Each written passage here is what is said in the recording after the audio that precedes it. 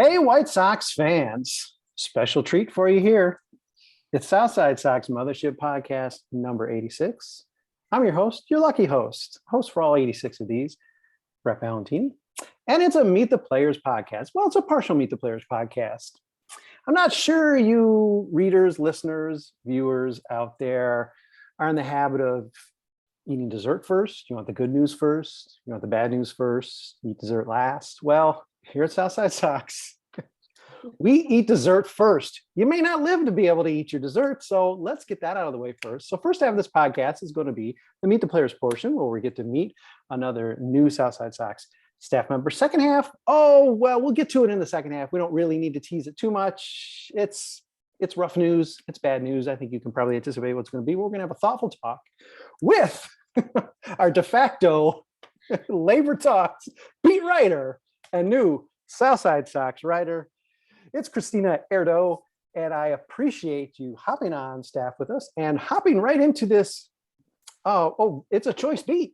I didn't know we had one, but apparently we have a labor beat. And thank you for being our labor beat writer. Of course. Kristina. Thanks for having me. No, it's been great. I mean, I'm in the weeds anyways, paying attention to it and getting angry, so I might as well write about it, right? Fair enough. I think I said to the staff as a whole, if not to Kristina, that you really can't think of a less forgiving subject to have to write on. And I think I cited the 100-loss White Sox as being maybe more painful. But really, that was such a ridiculous, painful, but ridiculous, absurd season that really that was even, there were fun aspects to that. Boy, labor talks to date have not been terribly fun. But again, Kristina, we eat dessert first. So we're going to talk a little labor, the labor pains of what's going on here this big week in the second half of this podcast. But let's get to know you a little bit. First of all, welcome. Thank you for hopping on, not just to our staff and not deciding not to even answer me when I asked, but hopping right on to this podcast. I appreciate you joining us. No, yeah, I'm happy to be here. Now, I don't know too much about you. We're just getting to know each other.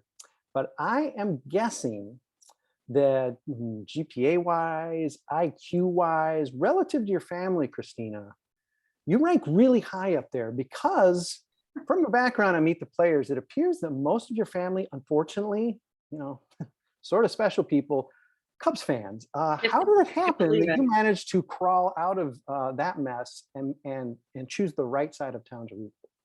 That's a good question. There was a lot of pressure, definitely from my dad is a really big Cubs fan, always has been. And my brother always was a Cubs fan basically because of him. So my grandpa and my uncle, they have always been and were big Sox fans. So I guess when I was younger too, my older cousin who was my age basically was a huge Sox fan as well at the time. So, it was the cool thing to do. And, it was different. And I just kind of liked the vibe that we would always go to the games and, just my grandpa and uncle were really passionate about them. And my uncle was super cool. So couldn't say no.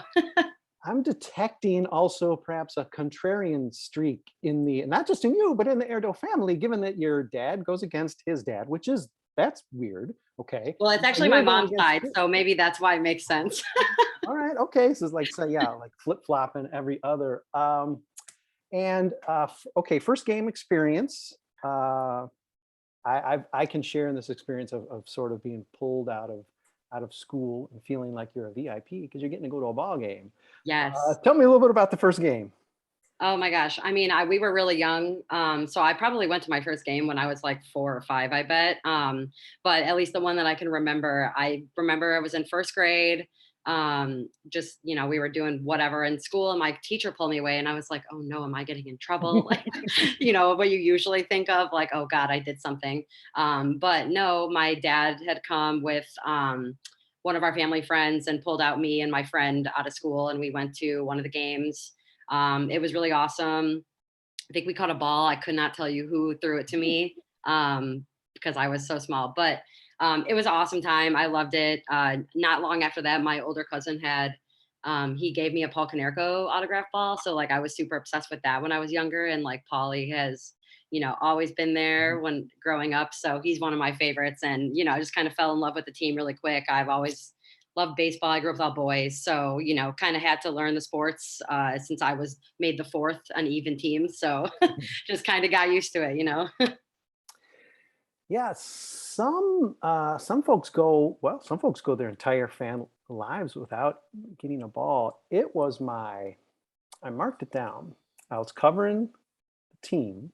I was on the roof of Temple Diablo Stadium in Phoenix because I couldn't get any reception on press row. So I was out on the roof trying to get reception. It was Jake Peavy's first game back after he had been injured with his lat. And so that was like such a big deal. You had to be like live tweeting it, even though I don't know what they called it then. And that was and a foul ball came up to the roof. I mean, nobody else is up there. So I'm like, all right, I'm taking it. That was the first ball. That was my birthday. I was, I don't know, 42 or something. That was the first time I ever got a ball, probably even touched a ball. And look at you. You just show up. You get a ball. We were early too. So like we were up standing by trying to get an autograph, and we had like this sign that said like it was my birthday. And so I think that like since we were kind of isolated, they were like, okay, yeah, we'll give you the ball. It was awesome, but can't complain. So that's probably the only one though. The only other time I can remember a ball even coming near me, which I still have regrets. My friend pushed us out of the way, but we were in Phoenix at Chase Field and sitting in left field, and there was a home run smoked, and I was like, Maddie, it's coming like right to us, like I swear. And she like pushed me out of the way, and I was like ready to try to catch it. Probably would have broke my hand because the guy next to me, his did not look good. Like, but would have been kind of worth it to say like, yeah, I caught a home run. But other than that, Joe Creedy, actually his home run in the game 1 of the World Series, I think it was Joe Creedy. Yeah. I was at that game, and that was like 6 rows in front of me too. I was like, dang it, too bad we weren't too much further down. Yeah, and the one in Arizona, listen, you just want to be able to say, listen, I stepped up and I went for it. Whether you get it, whether you break a digits, whether you look I mean, I was on a work trip too, so it probably would have been better for me to be like, hey, actually I can't do all this right now, like my hand is broken. Sorry. You're right. Exactly. Yeah, my experience getting pulled out of school for game older, first grades, like, yeah, I can imagine you don't know what's going on. I was, I guess it coincides with the loss this a couple days ago of Julio Cruz. It was for the 1983 playoffs. My dad made me feel like a VIP because he pulled me out for game 1. It would have been game 3, first game in Chicago, and we, he got really hyped, so he like took me out like at noon. I mean, it was a night game. We ended up getting down there and just like standing outside the park for like 3 hours because he's like, oh, Dad, you didn't realize you can't get in, like just when you show up.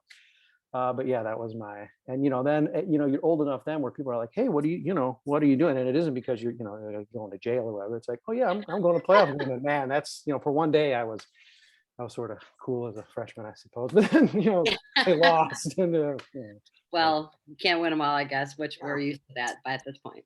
All right, you teased game 1. The thing I like about some of these meet the players conversations is oftentimes it turns out if not a favorite game or first game, I happen to be at the game as well, and it tells me that I've chosen I haven't just gone to all games, which would be easy, but I've chosen some pretty good games to go to. I too was at the World Series game 1, and give me some of your memories there, because by that time you're a fully formed fan. You are aware of everything that's going on and are hyped. Yeah, I was like 11, and it was a surprise to me, my cousin, and my grandpa, and then one of our other cousins came as well, and he's a Cubs fan, but like is just loves baseball. So it was a great time. Obviously ran into Ronnie Woo Woo because he's everywhere. So that was a time which is hilarious. But yeah, we were sitting in left field. I remember before the game, it was weird because all of a sudden it was like a thunderstorming, like kind of out of nowhere. And it was really weird. It downpoured, I think, for probably like 30 minutes or so.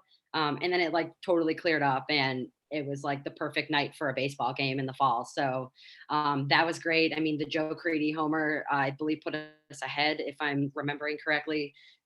God, almost, that was forever ago at this point, which is like crazy.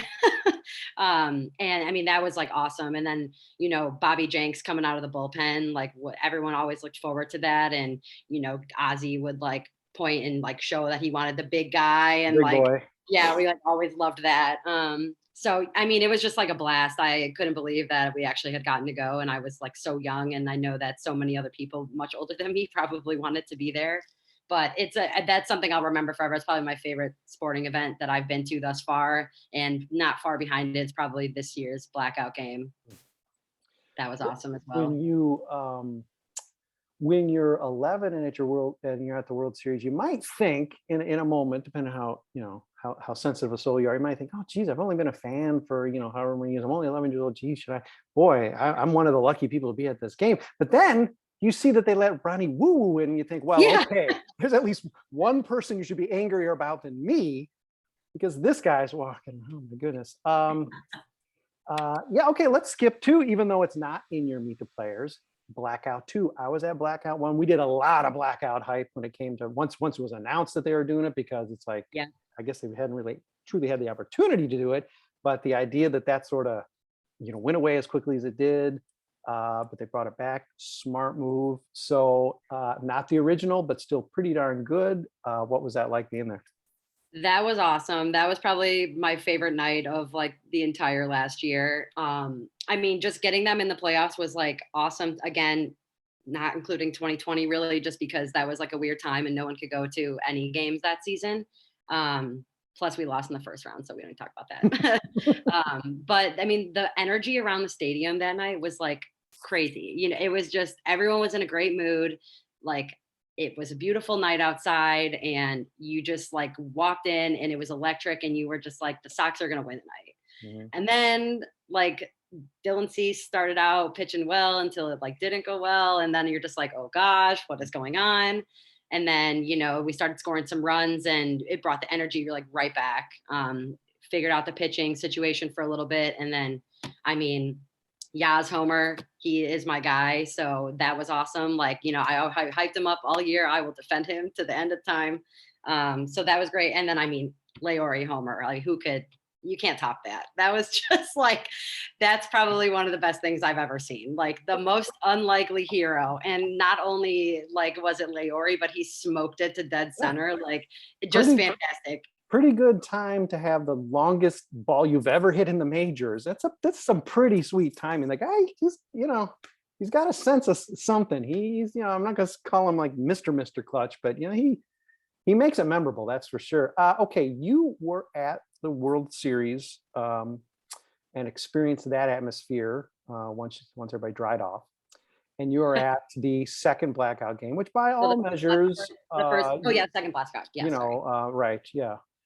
And I always insisted the 2008 game, to me, was probably the most amazing atmosphere I've been part of. Not because of the importance of the game. Okay, it's a tiebreaker game. Fine, it was an awesome game. Yeah. But just the breathtaking aspect of really most everybody. I mean, when you look at the footage now, it seemed like it's still about 9 out of 10 people really did follow the rules and wore black, which was pretty breathtaking. How is your comparison, having gone to the Blackout game or just last fall, compared to the World Series? Two different sorts of games, of course, but just atmosphere wise.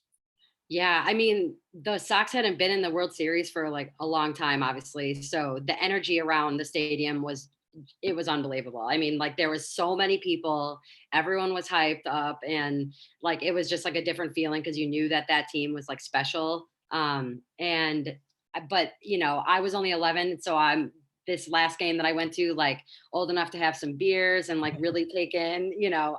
Obviously important, but old enough to like really take in the feeling of everything. And again, like we had the unfortunate playoff run last year. I'm sorry, in 2020.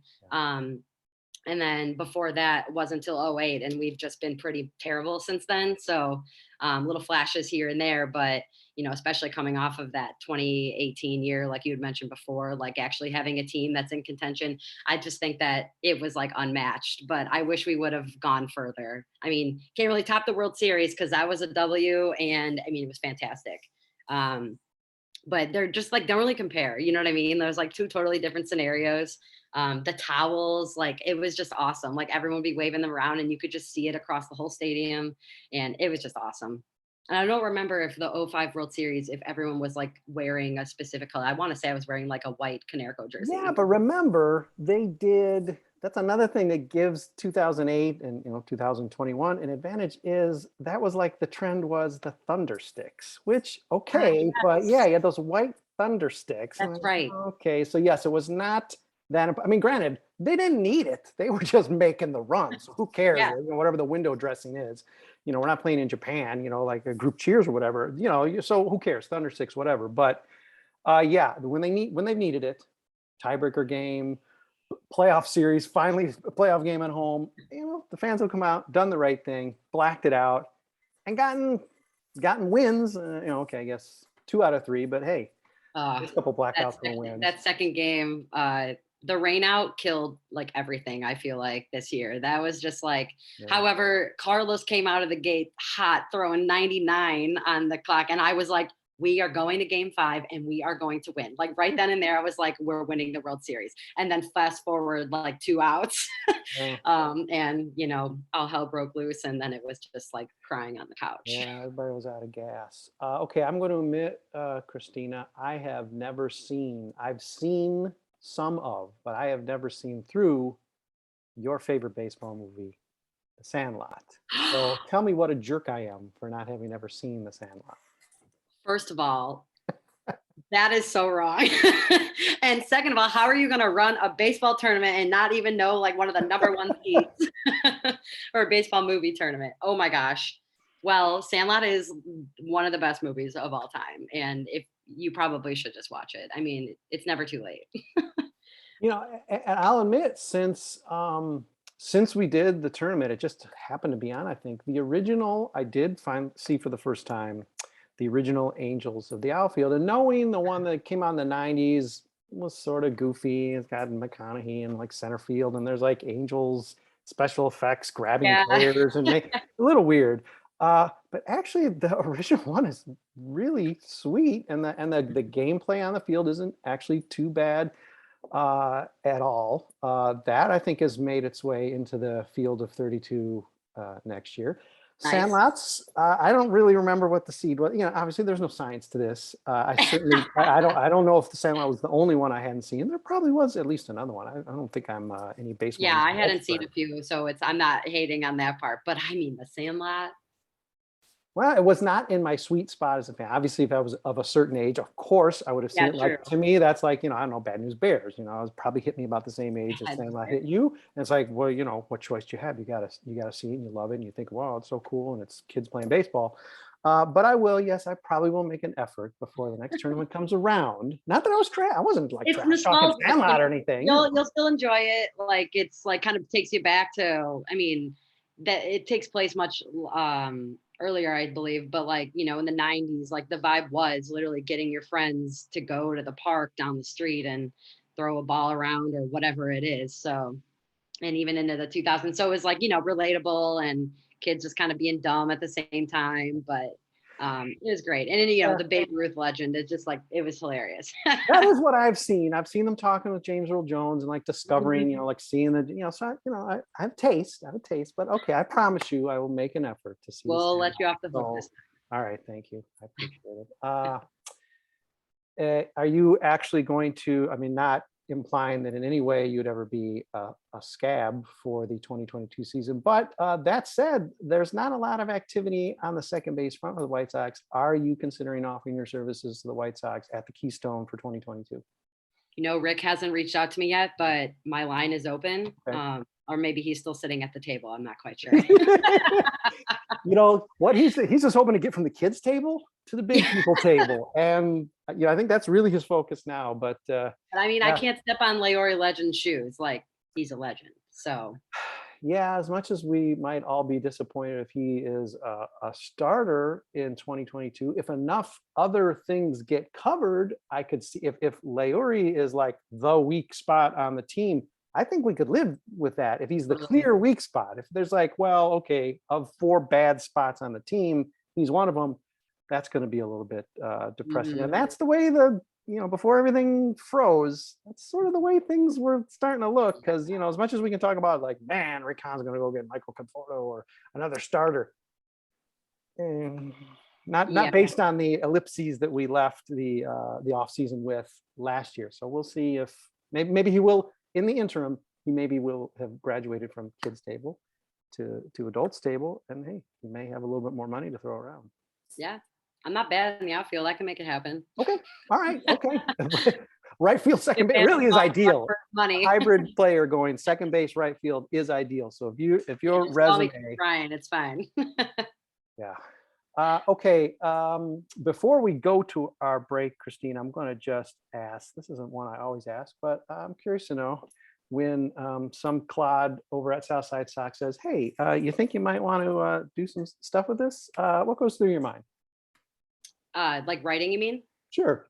Yeah. I was like, you messaged me and I was kind of like, oh, this is so random. And then you were like, I've been noticing your Twitter for a while. And I was like, oh my God, I feel like I tweet just total BS, like, joking around about everything. Good thing. So, I mean, at least I'm on brand. But yeah, I was kind of like, oh, this is a fun opportunity. And just like, I watch and dedicate a stupid amount of time to the Sox already. So I guess put it into good use. And it's, it's something fun to do in free time too. Like, I mean, the CBA is kind of a pain, but like only because it's not being signed. So, I mean, yeah, it's been great. Like I've enjoyed it. I mean, the people that also are contributors are awesome people that I've gotten to know, whether at games or just via Twitter, which is like a insane way to go about it. But it's been great. I enjoy it a lot. And I'm looking forward to actually getting a season to start so that we can, do some more anything related to baseball. Yeah, I mean, given our present, what seems to be at this point with this unruly mob on the masthead, I mean, it does seem like at this point, I mean, not to steal from the 108 in the least, but it really does seem like at any given home game, Side Sox can just like take up a row because it seems like there's always people there. There's always photographs out there. It's pretty much getting to the point where it's every game. So that's a cool thing. Now, yes, I promise, Kristina, you are not always going. This isn't any kind of hazing ritual at all. You're not always going to get the worst opportunities. I'm not only going to. I'm not going to only offer you like Kansas City Royals games to cover. Trust me, you're taking the bullet that is labor negotiation writing. That earns you some good points here. That earns you some good points. So it could be worse. I mean, there's not that much that happens each time. So it's really just complaining about them at this point. Well, speaking of complaining about them, we're going to take a quick break, everybody. And when we come back, who knows? If you didn't want dessert first, maybe you have already listened to this second half and you're just now finishing the podcast. You just said, you know what? I don't eat the sundae first. I don't make that an appetizer. I'm a meat and potatoes guy. So I did the tough part first. So go back now then and enjoy first half. Enjoy the meet the players. But for most of you traditionalists, now's the time for our break. Listen to what SB Nation has to tell you. We'll be back in about a minute to talk labor negotiations.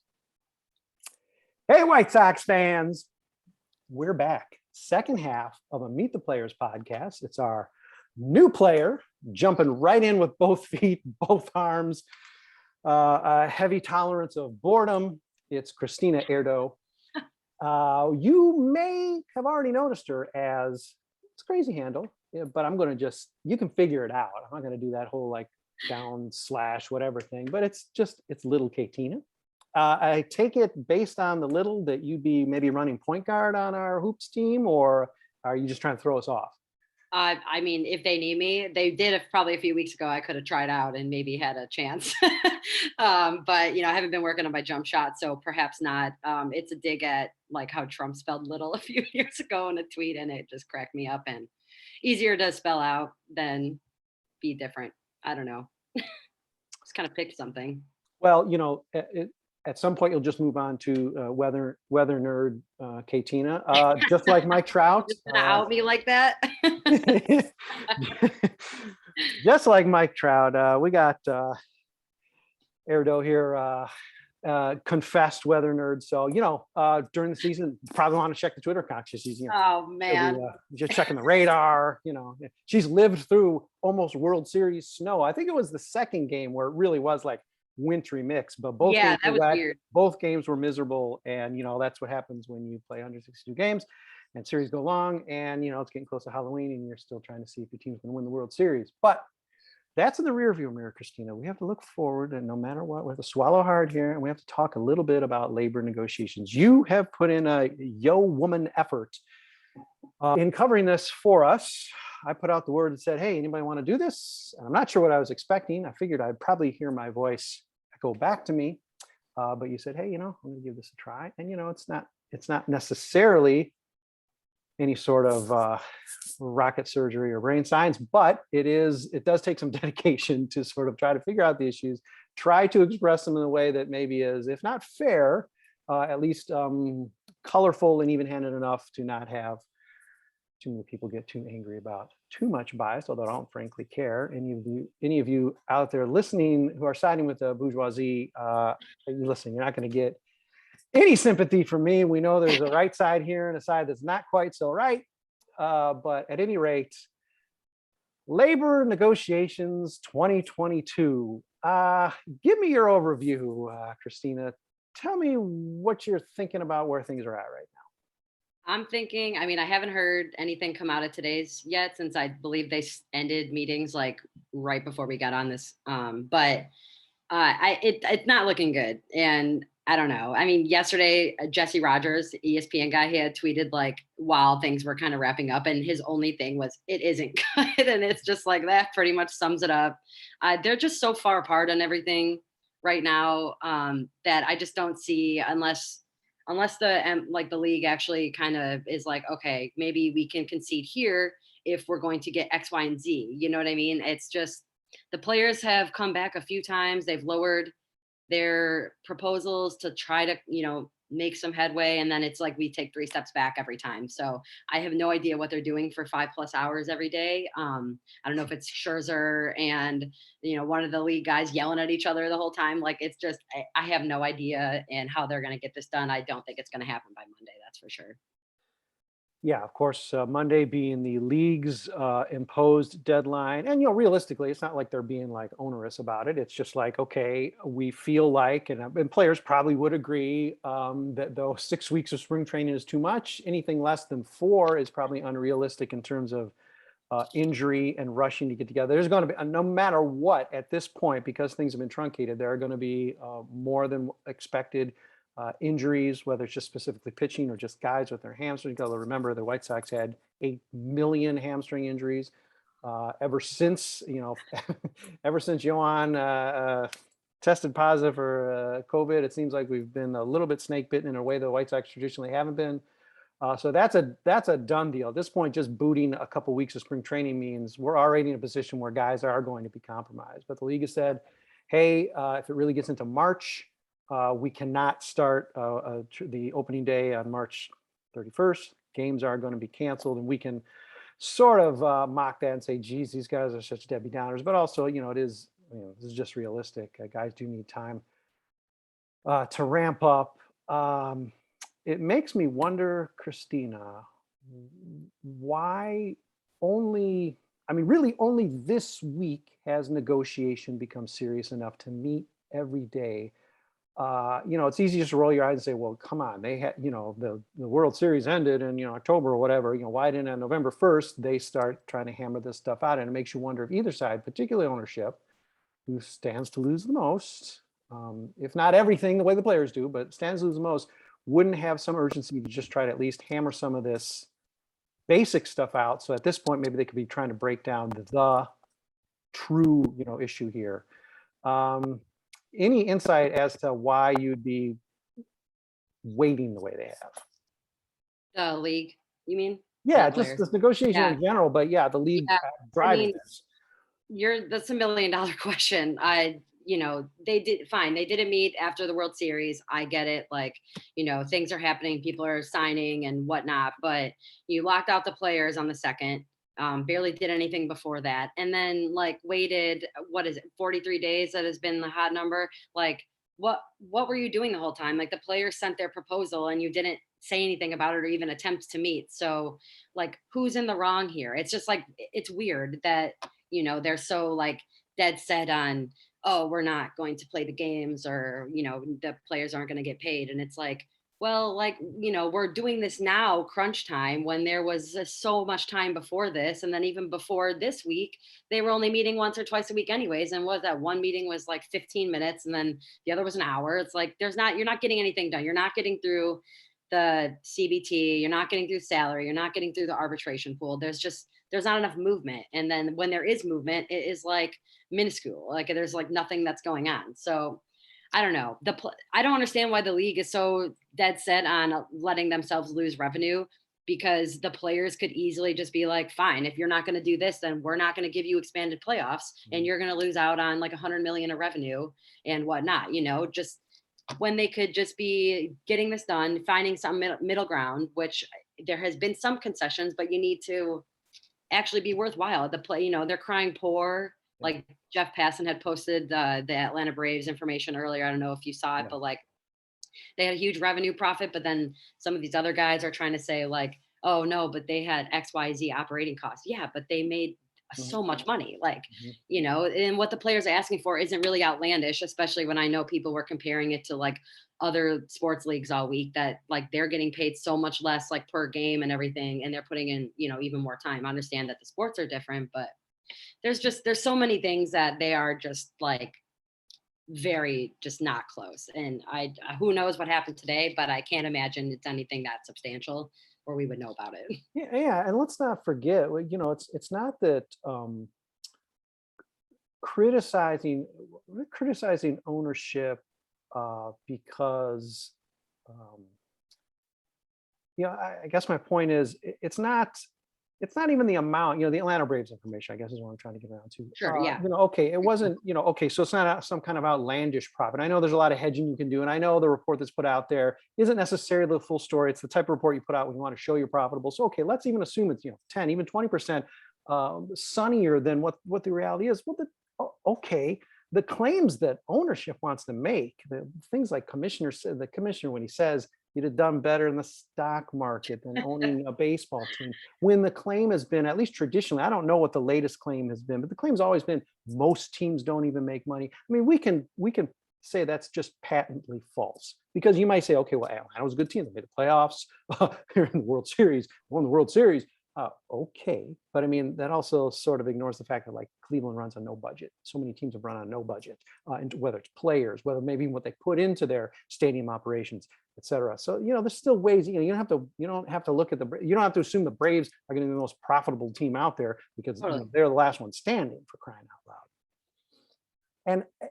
And to another point of what you're talking about, Kristina, the notion that perhaps writers in general, certainly our site, certainly seems like our site writers, certainly your writing, the tone has been more pro player. Well, you know what? That could turn completely over if it was the players who sat for 2 months, or who gave one proposal back in the course of like 3 months. I think maybe it still wouldn't be as critical as we are right now, owners having done that, but we would be critical saying, hey, what you say you want to play, but you're not even bothering to put together a proposal. Forget even a legitimate proposal. You can do this dumb little ping pong thing where you change 1% each time. As long as you do it 3 times a day, well, okay, eventually those 1% are going to add up and you're going to have a deal. So, the notion that's like, well, it's just anti-ownership, anti-billionaire or whatever. Well, not necessarily. They've been very lazy about this. And, if you want to say, oh, that's too suspicious to think, well, they want to lose a season, they want to lose games. Well, okay, that's probably maybe a bit of a paranoid take, but it's not unfounded completely, based on the fact that they've been so laissez-faire in this approach, really to this week. And we still don't even know, as you mentioned, what's actually going on there. If it's just shouting or moping or just silently paging through, binders. You don't get the impression there's a lot of wrestling going on, because there's no movement, which would lead you to believe, based on what you've been writing for us all week, that ownership, it just expects players honestly to crawl. Yeah, it seems like that. I mean, it's just really weird, the timing thing, like you just pointed out.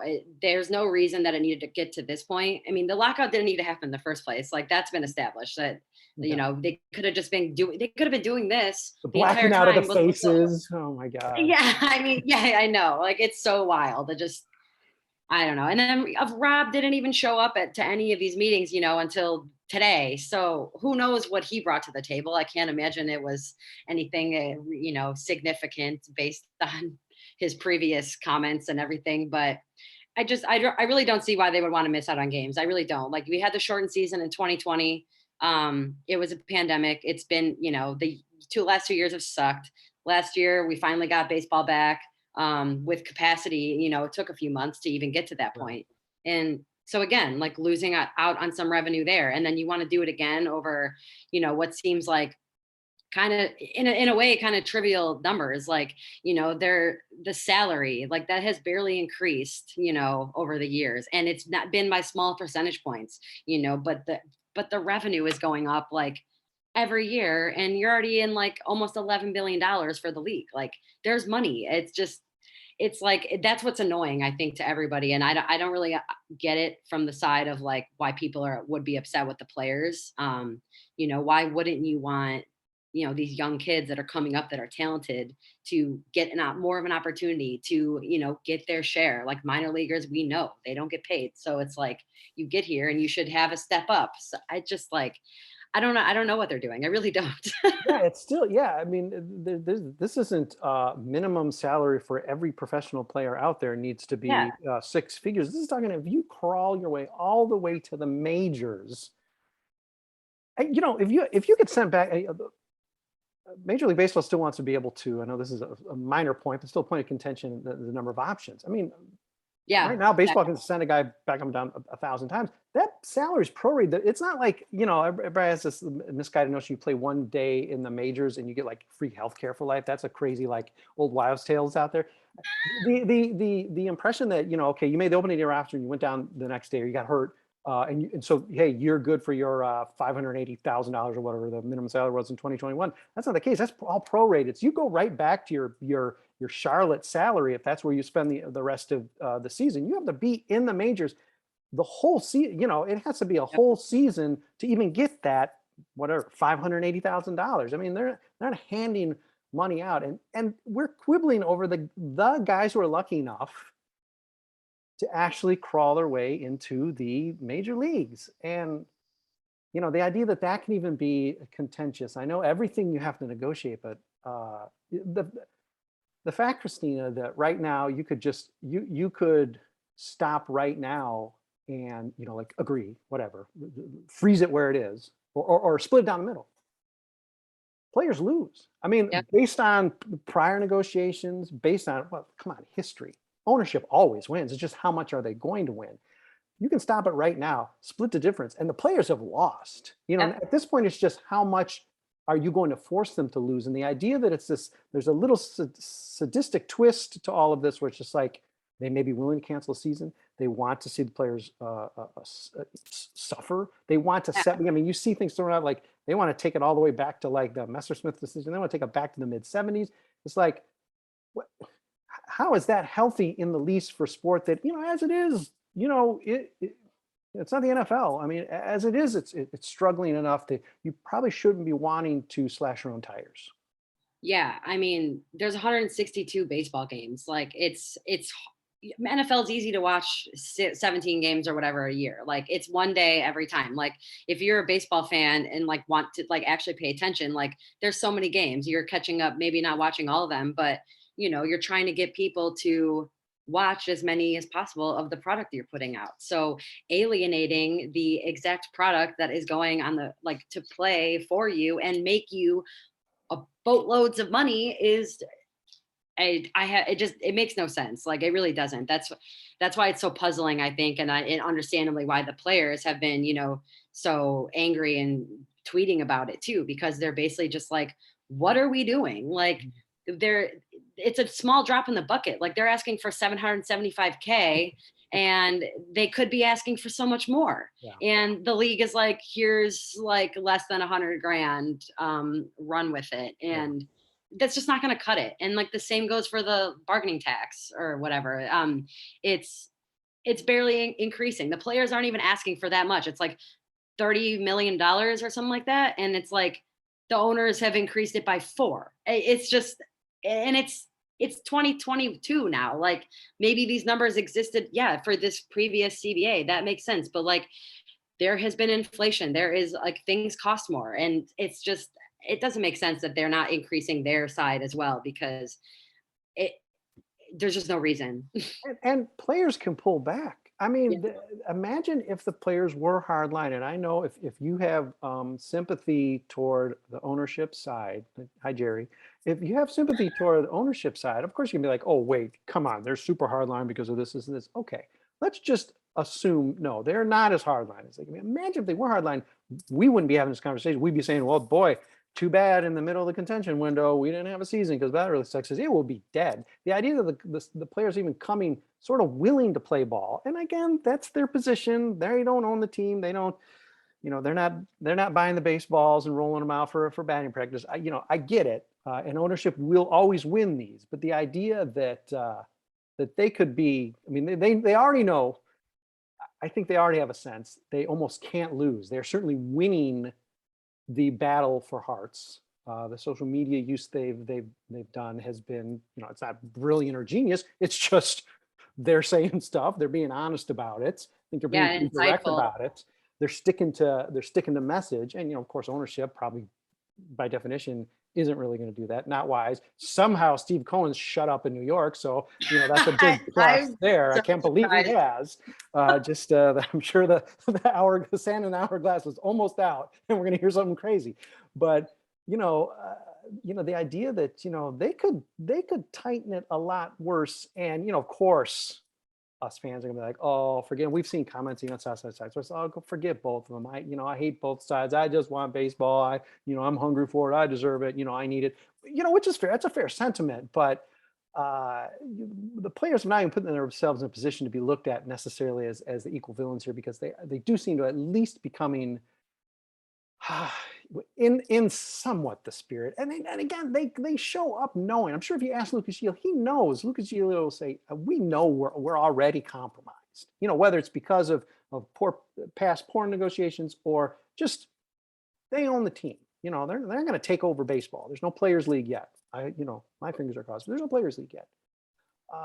The idea that ownership can't, you're gonna throw a bone. Like we've been talking about this minimum salary, just some dumb little thing, every Sunday game off, or every Monday's off, or whatever that might, is not promising, as we really are ticking toward the last couple of days of being able to preserve a 162 game season. Yeah, I mean, I think we're probably going to end up starting the season mid-April would be like a shocker at this point. Like, I think we're probably looking at like a May 1 at this point. Because there's still, I mean, they're $100 million apart in the arbitration pool, and that's been a really big, important piece for the players. I mean, they're so far off on salary, and then the players actually adjusted it where I think they were like, we're lowballing ourselves, especially if we're giving you playoffs, and they want 14 teams, which is like ridiculous. I don't understand why you want to put half the league in the playoffs. Like, the first round is just going to be a nightmare. And you know how baseball is, like, anyone is going to win in those situations, which is fine. It's a good thing. I enjoy that. But I mean, to have that many people get to go in and after not performing that well during the season is kind of, doesn't really make sense. But 12, I guess, is a little more fair. That's kind of, I think that's what it was for 2020, if I'm not mistaken, something of the sort. But like, that was fun. We liked that. That was good. But you're going to miss out on that if you're not willing to, put some money somewhere, because it's just not happening. And the players are like, we're not doing it. And I don't blame them. And it seems like they're willing to lose out in those games. And like you said, they've been losing really in this whole argument for decades, it feels like. So it's good that they're putting their foot down, and they're also looking out for players that will be coming into the game, over the next several years. So getting them in a situation where they could be successful is important. I mean, how else are you going to grow the game if you're not getting, high caliber players that really want to come play for your league? If there's just, like, we'll stay in Japan, we'll stay in Korea. It's stuff like that. So yeah. Imagine if players said, you know what, I mean, thank goodness, because there was some question about how much the established major leaguers and the leadership, the most vocal, the Max Scherzer's out there. I mean, God knows he's really showing up and saying, hey, I am willing to lose whatever the ungodly amount per minute he makes, but he's willing to lose it but for this principle. And there was some question about how, because in the past, some of one of the probably big whiffs the Players Association has had in the negotiations is sort of forgetting the guys coming up and allowing such a crazy service time manipulation, for example. Players could easily say, you know what? we're union. Every player who signs a contract, union. They could Yep. take. They could take. I mean, granted, you can call that crazy, but I don't know. They're all players. Maybe you have different levels of benefits. Obviously, if you're playing in Glendale versus in Chicago on the South Side, but that's not a stance that's crazy by any stretch. They're not even thinking about it. They're barely trying to make some concessions for the guys coming in, make things a little bit brighter, protect them a little bit better, keep them from getting jerked around like 12 times a year, Yep. going back and forth, Or losing can't their even. apartment, all that chaos. So they're almost minimally caring for the guys coming up, and even that seems like it's too much. Now, you gave a little tease. We've talked about it in prior podcasts, and I've asked for predictions from people. I've managed to be the most dour, I think, so far. I think Crystal, because it's her birthday, I want to say, I keep forgetting because it's Colleen's too, and she's going to get mad at me, June 18th or June 17th. I modified it from first day of summer, and I pushed it more optimistically a few days up. So I'm saying still June 17, June 18. Your First game. thoughtful first game, not hopeful, but your thoughtful first game will be what, Kristina? I'm hoping for May. I'm hoping they can figure it out over the next. I mean, I guess it would be like a month at this point, so they would have, or maybe not a month, but the next few weeks. Get ready for April. Get ready the end of March, and get out there in May and get games going. You're going to lose a month of games, and it's going to be a problem. But I don't see them making them up at this point. It seems like the MLB is pretty stern on the whole we're canceling games thing. So I'm just gonna be, that's as optimistic as I'll get, I think. But I'm just hoping selfishly that it is that. Like, my birthday is April 22nd. I always try to go to a game this year, or for my birthday every year, sometime around there. So at least if it's in May, then it's like in the All vicinity. right. Yeah. Okay. You can take But like a coupon. Sure. I Okay. think that they're going to continue to meet. At least I hope so. And then someone has to make a move, and it has to be within the net. It has to be soon if it hasn't already happened. Yeah. So How many times are you going to have? Yeah. I mean, these daily meetings are great, but how many times are you going to have? How many days in a row are you going to meet and really sort of accomplish nothing? It's great that Rob exactly. Ranford was walking back and forth between camps several times, and then owners and players were walking back and forth to get chili dogs or whatever together. I mean, great, but I mean, it's not getting, and as you pointed out in your writing this week, we're still, I mean, the elephant in the room here is, is how we want to call it, the luxury tax, whatever. Yeah. I mean, that's the biggest issue, and they're not even sniffing that because they know how far away they are. So I mean, as much as you want to say, hey, look, they were all arm in arm, and they were sharing a chili dog together. They ordered a pizza and they split it together. That's great, but they are so far away. I mean, they're not even being able to tell us, okay, we decided 10 playoff teams. Round of applause. Okay, next thing. We're not getting. They haven't. I know that's not how these things really work, but you think at some point they just want to float something out there, like we decided, Montreal's going to get a team 10 years from now. Just something to throw our, too, unfortunately. you know. But Uh, I mean, yeah. it doesn't make any sense. Like I said, it's puzzling, and I will see. It's like all I could say. I mean, the tax is going to be the biggest stickler. The only thing they've agreed upon at this point is a universal DH, I think.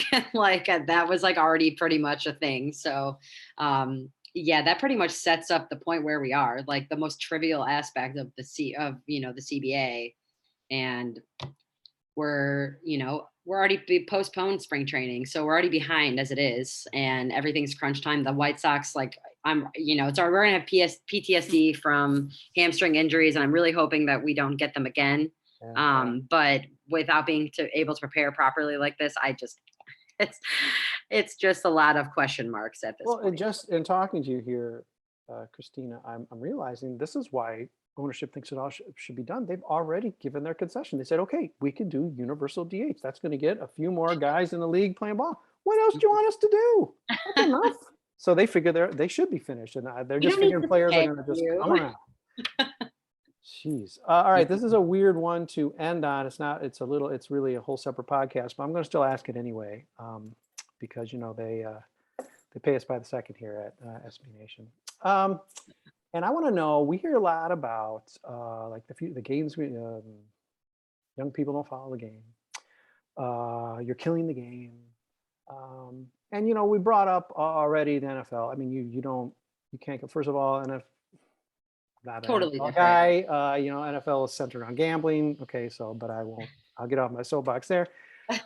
But NBA, you say, oh, the NBA, it's all different. The days of really any sport, certainly baseball being the national pastime, the sport, those are gone, and for good reason. There's a lot of other things to do, including like watch other people play video games. There's just a ton of other things going on that it's just not going to be the way it was. Is the idea that this sort of thing like kills the game, kills fans?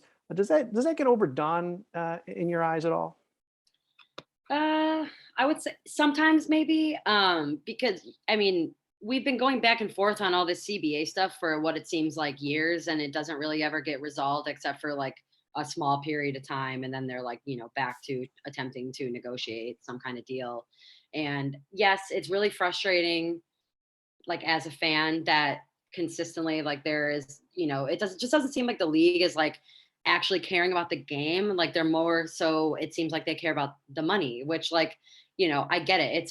It's a $10 billion industry. Like that, it makes a lot of sense. But at the same time, like, the whole thing started because the game, and the game is fun. Everyone loves the game. They like watching people play the game. So if you're going to continue to alienate people in that sense, and, treat fans, treat the game like it's, like it's not special, like it's not something that, needs to be fixed or anything. I mean, there's been so much changes with the players that, yes, like over the years there's so much more technology, like players are better, they're able to train and get better. So like some instances with the game, yes, makes sense. Like there's no need for a pitcher to ever hit again. Like I do not need to see a 6'6", however tall Giolito is, attempting to hit a ball. Like that is pain.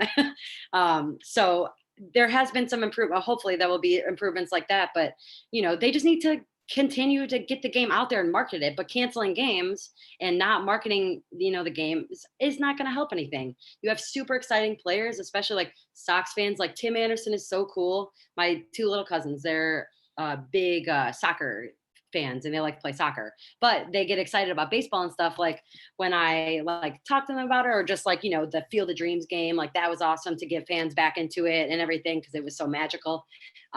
It's like you don't hear that though as often, because it's like, what's different? Nothing's happening. You have like the same few players every year. But so yeah, it's a yes and a no. It's a long-winded question, but I think that it's not ruining the game, like in my opinion, but that's because I've been so close to it my whole life, basically.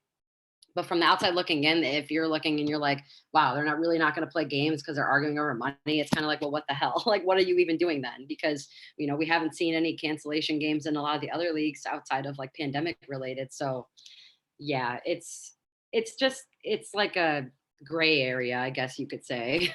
Yeah. It'd be an interesting study to see like the 1981 dip or the Yeah, 1993 or 94, 95 dip, if there was one. We right. talked right off the top about how, and not in your case, but how your dads, or in your case, how our grandfathers get us into the game and get us into fandom. And, that's probably going to happen no matter what. We're the established fans. One thing I've noticed, maybe it's just through the eyes that I'm looking at, we're all older people than we were in the early 90s, if some of us even were people in the early 90s, that, I'm certainly seeing people, maybe I just follow intelligent people out there, but, saying, listen, if we have to miss some games in order to get things right, to right the ship, to have it Yep. be a fair ordeal, I'm okay with that. And I'm guessing that was not sentiment now. Of course, the issues are maybe very different, but I can't imagine there was that type of sentiment in 1981 or in the I early don't think 90s. so. Guys were putting their, they were just eager to cut holes out of a paper bag to put it over their head to show how ashamed they were as a fan, because that was a hot trend Yep. in the 80s. And, so, that's, I don't know if that speaks well to the health of the sport or not, but certainly the fact that fans, maybe though the base might be smaller, they might be smarter, maybe does bode well that they can sort of weather some knee-jerk reaction, perhaps on SB Nation sites aside, can weather this, knowing that maybe in the long run, you have to even miss half a season to get this right for a 5-10 year period. Maybe it is worth it, as much as it hurts that it's in the middle of a rare Chicago White Sox contention window, Kristina. That's what's most painful, honestly. I think that's why I get so angry, because I'm just like, please, we just need to sign a right fielder. Michael Conforto, need to sign Michael Conforto, and then like get a pitcher, do something. I just want to do something and like get to a point where we're like refine the team, where we're getting to a point where we can contend again next year but better. But doing all this is like, who knows? And it just, being a White Sox fan, you're always kind of used to not hearing the worst. Yeah. And like that kind of stuff. So it's like, I'm trying not to put, that much hope into it at this point, but it's like, oh, please just like, don't waste this opportunity when you have all this talent. I mean, Kristina, we're different age fans. We're different fans. We have a lot of shared background. We have different background, but okay. We're White Sox fans. Every year we got to deal with a certain level of stress because, as you alluded, one year we won't have a center fielder. One year we've got 3 pitchers. One year the owner says something or the manager says something dumb. We're already, every offseason we got stress. We got angst. Now we got pandemic. Now we got war. We got a lockdown on top of all these fans are freaking out like, I don't know, Mets fan or something. Well, Mets, bad example, but a Red Sox fan freaking out like, hey, come on, sit down. We're White Sox fans. We're already at your level of stress right now. Now ours is like tripled because we exist there. Yeah, we do exist there, even in these, and these are the good times, Kristina. Oh my God. I guess it'd be easier just to turn it off if, like right now we're the Cubs or something. But, listen, baseball, seriously, Jerry, come closer and listen. Yeah. Get Kristina off of the CBA labor beat. Get this thing solved so she can cover some spring training games, so she can cover some real games. We all need this, but come on. Unfortunately, New gal here, she needs it. Jerry's just giving us the middle finger behind the screen. I know you're listening, Jerry. I know you're listening, White Sox. Come on, do the right thing. Hardliner. It's no fun to die being a hardliner. Come on. All right, Kristina, thanks. You've given us a lot of time. Definitely a lot of pain, including like right now. She probably, if you're not watching, as we've been talking, she's just probably been typing as we've been talking to get yet another labor report out. Who knows, maybe even through the weekend, probably not tomorrow for reasons unknown, but probably not tomorrow. But definitely as long as this thing goes on and as long as she can take it, she will be trying to write a little bit on this labor stuff. And hopefully that is a very, very short window. Hey, you know what, Kristina? My birthday is March 4th. Why don't we play some ball by March 4th? I'm going to revise my prediction. One of my best friend's birthday is March 4th. Okay, so for both of us, Kristina's best friend and me, let's play ball on March 4th, or let's weigh them and measure them on March 4th. That'd be great. Let's do it.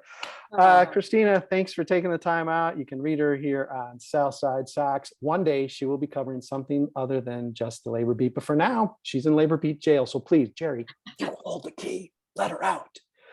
Thanks, everybody, for listening, watching, reading. We're not here without you. And Kristina, thanks for hopping on for our first podcast. Let's do it again many more times, talking about things perhaps not just CBA related.